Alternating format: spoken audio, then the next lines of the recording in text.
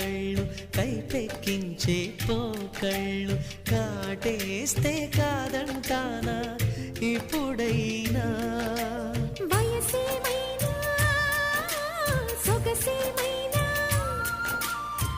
మరపించే మనసేమైనా నవ్వు నవరాత్రి నీ కోసం తీసుకువస్తున్నా మైనా ఏమైనావే మన్మథ మాసం అయినా ఎంతైనా ఇది మెత్తని మోసం